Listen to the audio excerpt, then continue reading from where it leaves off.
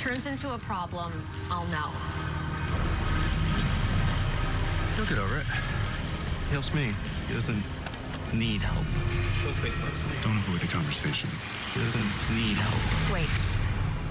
Does he? If you know someone struggling with substance use, VA has options to help.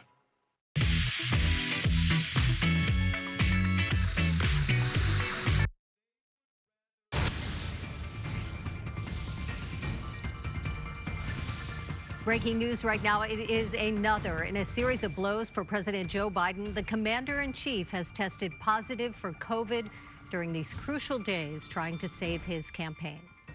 Good afternoon. This is the KTLA 5 News at 4. I'm Samantha Cortese. And I'm Sandra Mitchell. That news coming just minutes ago. It is the second of two hits today alone. Adam Schiff, one of the most powerful Democrats on Capitol Hill, added his voice to the chaos, saying the president must end his bid for a second term. Kimberly Chang tracking today's pivotal developments. He joins us live from the KTLA News Center with details. Hi, Kim. Hi, this is bad timing for the president. It will take him off the campaign trail at a time when he is trying to convince his own party that he's fit for the job and doing well. The president had to cancel a speaking engagement in Las Vegas today. Event organizers said he tested positive for COVID. This amid those calls for him to step aside. Meanwhile, the White House responded in a statement saying his symptoms are mild.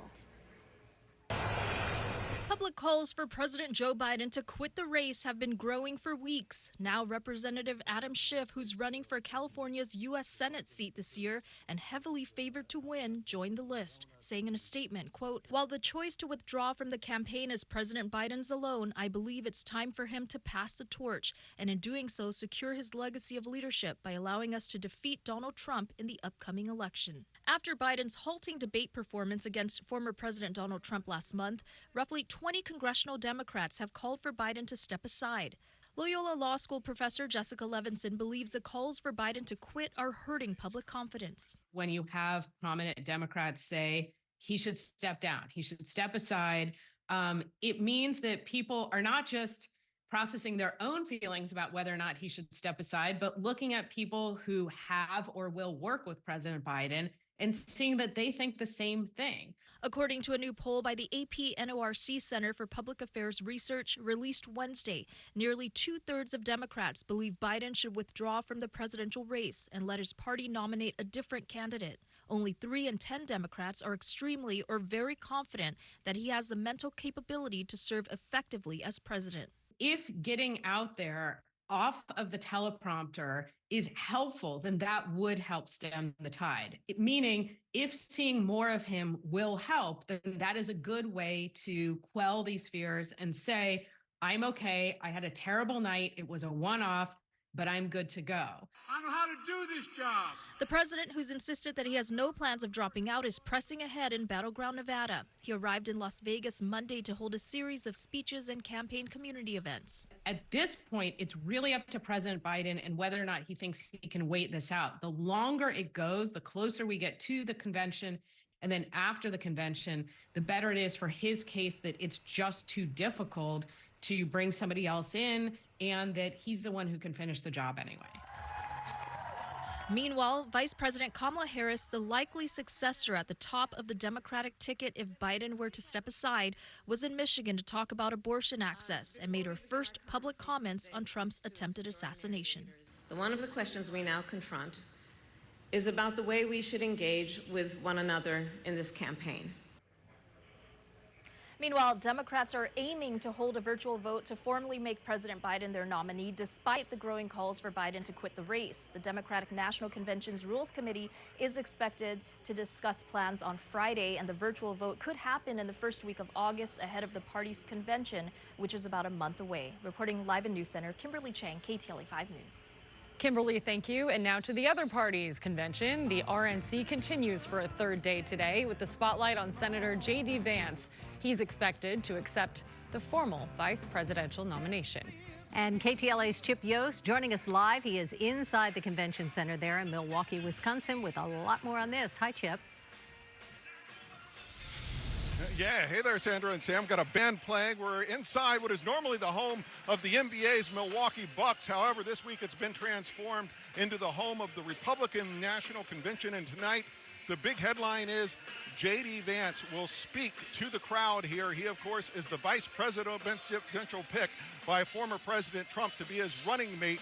Former President Trump was actually here a little bit earlier. Let's show you some video. He was checking out the stage, checking out the lighting, what it's going to be like, because he is going to give his big speech tomorrow night. Also out and about today was the vice presidential pick. J.D. Vance was seen out and about in Milwaukee giving a speech, possibly practicing for what he's going to say tonight. And he does have quite the story to tell. He came to fame by writing a memoir, Hillbilly Elegy, about his rough upbringing in Ohio that also touched on his family's roots in Kentucky. And he's really come quite a way in just the last 13 years. In the book, it talks about how when he was 26 years old, he had a job where he was making $13 an hour. He's 39 now. Since then, since that job where he was making $13 an hour, he went to Yale Law School, got a law degree, became a U.S. Senator from Ohio, and now the vice presidential pick. A little bit earlier, we ran into Donald Trump's son, Eric Trump, and got his thoughts on J.D. Vance.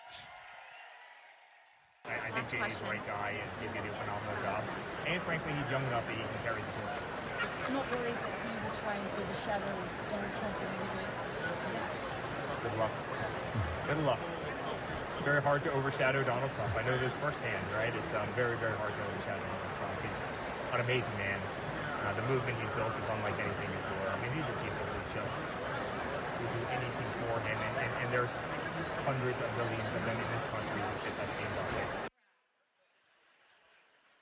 And here's a look at some of the headliners tonight. Of course, J.D. Vance, he's going to be introduced by his wife. Also speaking tonight, Donald Trump Jr., Governor Greg Abbott of Texas, Newt Gingrich, and Congresswoman Nancy Mace, all speaking tonight. Another interesting note, one of the speakers that's going to be speaking tonight, Peter Navarro. Some in Southern California may remember he was a professor at UC Irvine, joined President Trump's administration, and then was convicted for contempt of Congress for refusing to cooperate with a congressional investigation. Well, he was released from prison today after serving 4 months. Just hours after being released, he's going to take the stage and address the crowd here. For now, reporting live in Milwaukee from the Republican National Convention, I'm Chip Yost, KTLA 5 News. All right, Chip, thanks so much. And stay with KTLA 5 for continuing coverage of the 2024 Republican National Convention. We have special coverage with political analysis and commentary starting at 7 p.m. All right, let's come back to Southern California right now. We have big news on a story that KTLA has been tracking for days. Authorities today entered that local property filled with mountains of trash, car batteries, and a lot more. Neighbors say they have waited years to get help with the problem. Even the mother of the man who lives there tells KTLA he's a hoarder. So why did it take so long for the city of LA to act, and when will the property be cleaned?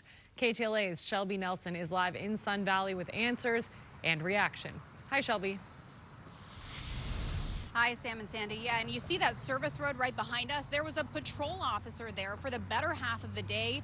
They left a short time ago, which gives you an idea of just how long that inspection took today. Several neighbors telling us that they were glad to see that something was finally being done after having made reports to the city, to several different agencies. Although one neighbor says that she is concerned that it took this long after having reported it over the years.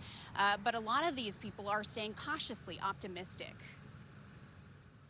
From gutted cars to debris and smelly trash, all scattered as far as the eye can see. You might mistake this site as a junkyard when in fact what's amassed with clutter is one homeowner's Sun Valley property, and it's creating one serious problem. Fires are my biggest concern because we only have one way in and out of our property. Just one of the concerns neighbors say they've dealt with for years.